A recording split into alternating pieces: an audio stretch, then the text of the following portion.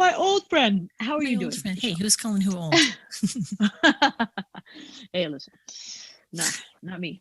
I would never do that. I must apologize for last week. Oh, Zoom don't mind. betrayed me, thoroughly betrayed me. I didn't know Uh, whether I should cry or get mad. Then I realized that neither one would fix anything. So, yeah, it's not gonna fix anything. We got this. Do it right. again. What do you want to know? I forgot everything we talked about, Oh, please. good, because I was going to repeat just a few questions, but not too Okay, many. good. Good. I'll just make up new things. That's fine too. And I am double checking and triple checking my recording, and it looks like we're good to go. So, Hi. All is 94.9 The River, and we are joined here by LP, who is luckily joining us again after a little catastrophe last week. So thank you so much for coming back. Yeah, I just wanted an Oh excuse to man, talk it's to all you good. again. I mean, this is how it all begins, Rochelle. I don't know you. This is how some of the greatest affairs of all time begin. Exactly. Yeah, Is your don't dog still cry. around? I noticed there you My dog is still around. Yeah, come here. could you Pull me in. introduce us. Yeah, here he is. Hi. And what's his name? His name is Orson. Orson. What breed is this dog? He is a Brussels Griffon. Beautiful. And I've seen some just adorable pictures too on Instagram. So, Yeah, he's he's not a camera guy, but he sure looks cute when you catch him right. right. Yet He's another like, star in the yeah, house. yeah, exactly. So you gotta share Well, everything I've with this guy. been spending some time really enjoying your live album. People in Idaho have a Oh, hard cool. time saying Moscow because we have a town in the northern part of the state called Moscow. So I have to remind myself. That's funny. I didn't know that. Moscow, Idaho. Yeah. You've got a new song out. Does that mean you're working on an entire new album right now? Oh yeah, the new album is eminent. Yeah, it's gonna be good. Any I'm excited. idea when that might be? Um, it is probably probably um probably in Septemberish. We're talking about producers and the importance of a producer. And like this new Eminent. single, Eminent. I really love it because it sounds really dreamy, but it also sounds like something you might be able to hear in a club. Oh yeah, which one? The How Low Can You Hello. Go? Mm-hmm. Yeah, man. I think it's got that kind of flow to it. There's some other stuff on the record that feels like it has that vibe, you know? Yeah. Yeah. So do you want to Yeah. talk a little about your producer? Mike Del Rio, that's my guy. We're like a band. He and I, we are this is our third record together. We're best friends and we're just like, we're like we influence each other and I love his aesthetic musically and otherwise, and I feel like, he just gets me from the very beginning and we just I think complement each other, like now when we write together, often with Nate Campany as well. We did Lost and New, we did How Low Can You Go. Um, we there's like a flow, like an understanding. It's cool. So you actually write together with your producer? Yeah. That's awesome. Yeah. I got to thinking last night of all the touring you've done and the places you've been. I'll bet you know what countries offer the best wine. Oh, the best wine. America's pretty damn good as it goes, but France, of course, and Italy, uh, probably mostly. I mean, I think I do the most wine hangs. One of my the guy who runs my label, well, all three guys, Dario and Alvaro and Matteo, all ending in O's, in Italy, of course. They're always like, introducing me to these incredible wines. So I think Italy, like mainly because I just everybody there is so into wine, and we just like we go to town when we go there. Can you say a little bit about the song Girls Go Wild? Mm. Well, it's that was on the last record. It was I remember going out to the to Joshua Tree, and that we wrote it there, and I remember it took us a while to get that one right, like in a way, like especially Mike with production. He was like kind of like experimenting with different things, and I remember when we were playing it on the road, and it was a little slow, and then like we kind of it just like was one of those examples of like playing it, it's like kind of too slow, and you feel like, oh, it needs more, and then I don't know, we just like kind of sped it up, and he just like he just dialed it in, and then it kind of became a single. And it's, I don't know. It's just like I feel like that song has a lot of weight to it in a way. Like it felt like it never felt. It's like one of those songs you could play at every show, every day, and never get sick of it. So I don't know. I like it. And I asked this question before, but I'll ask again if you don't mind. How much creative input do you get on your videos? Do you get to tell the story that you want, or are you forced in a certain Um, direction?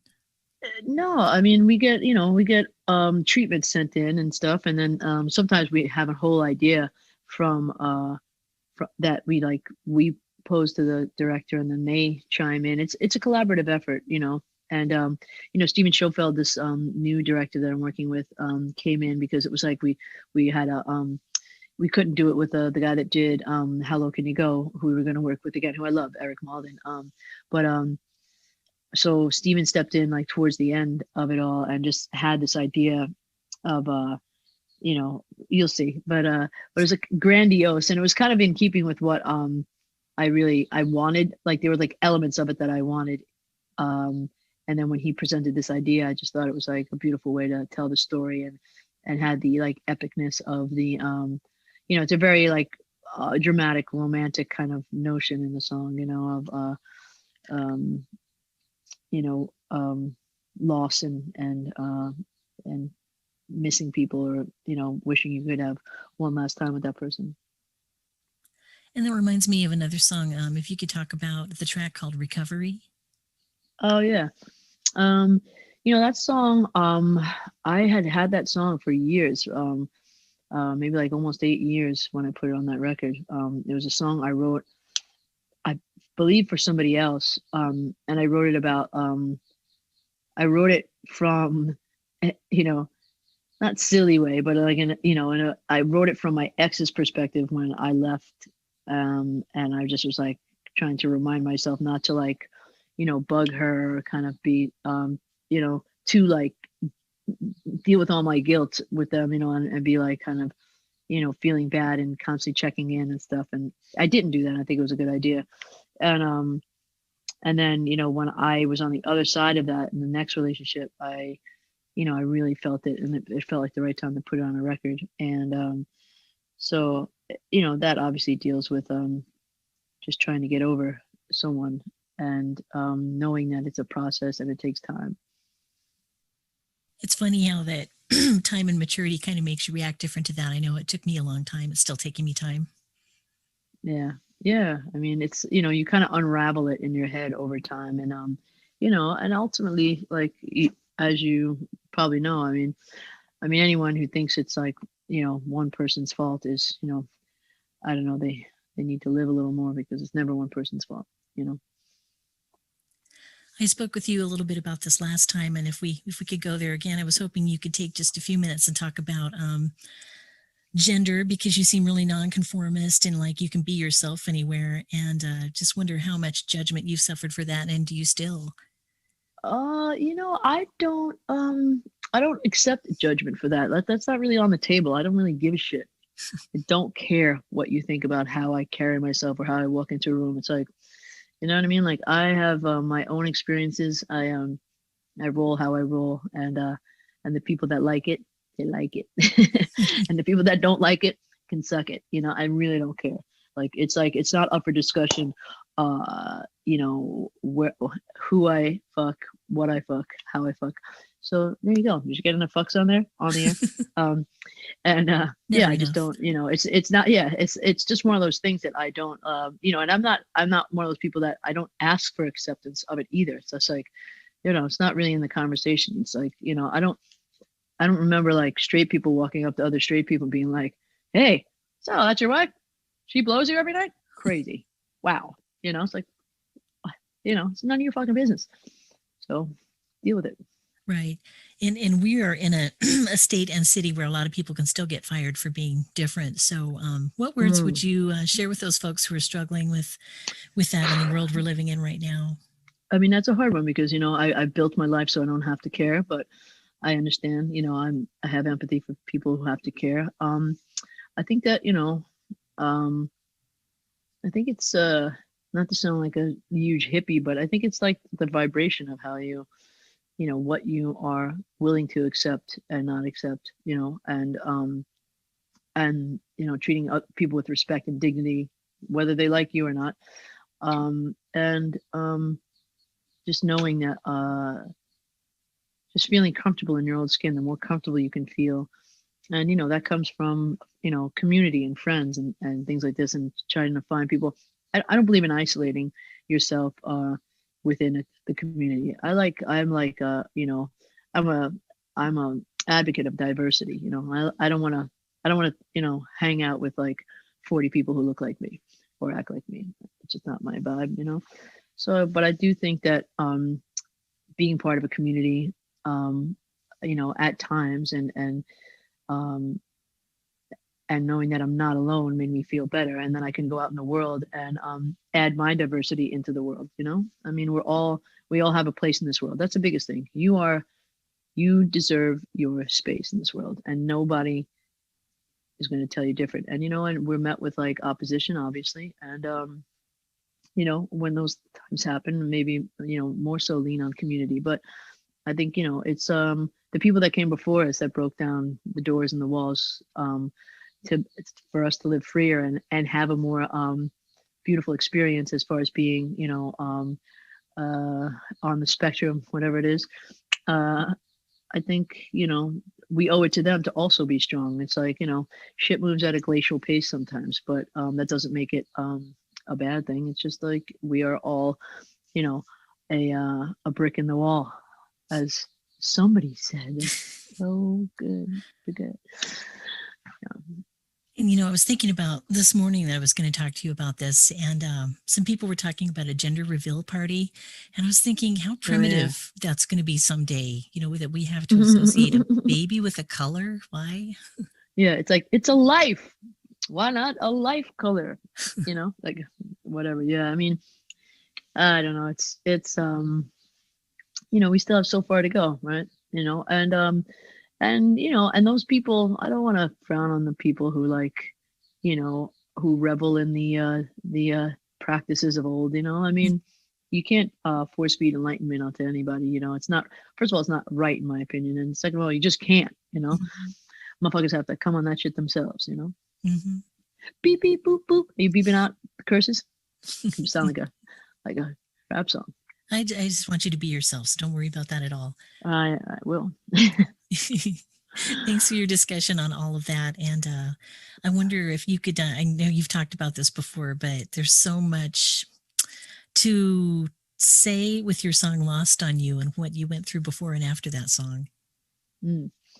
Um, you know, that song came during a really interesting and weird time in my life. You know, I felt like I I felt both my relationship, like my lover, and uh my record deal, kind of like whatever my push, like that was like kind of supposed to be happening, kind of like kind of wane and go by the wayside, you know, and I didn't really, and there was nothing to do about it. Like it was like happening, you know, at a really slow, methodical pace, and you kind of like there's nothing I couldn't keep her from like kind of like falling for someone else, or you know, I couldn't stop like people that loved me from getting fired from the label, and like new people coming in and being like, what the hell is that, you know.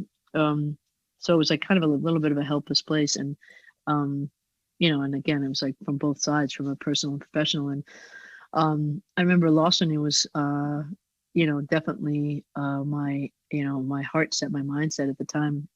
And I remember I used to look in 2000, you know, 15 or so. I was always like, ah, man, that was like the worst year ever, you know. But then like, you know, when 2016 came along and it was a hit in like all those countries, Lost on You was, I was like, ah, you know, it's like that was maybe one of the best years of my life, you know, because I wrote that song and a bunch of other songs that really changed my life and changed my whole career and everything.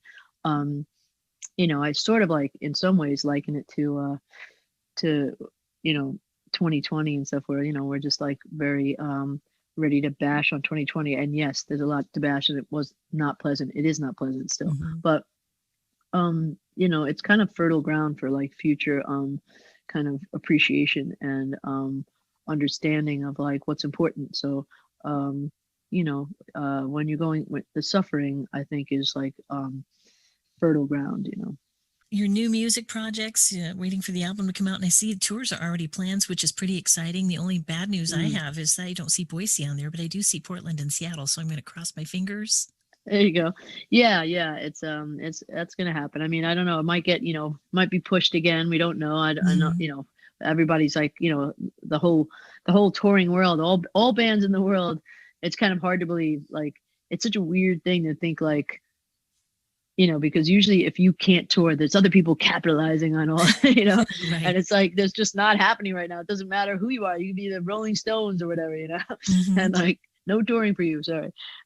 So yeah, so we're just waiting to hear stuff, and see how the vaccine rolls out and all the things. Yeah. Well, looking forward to it and really do hope you come through Boise talking to Yeah. LP.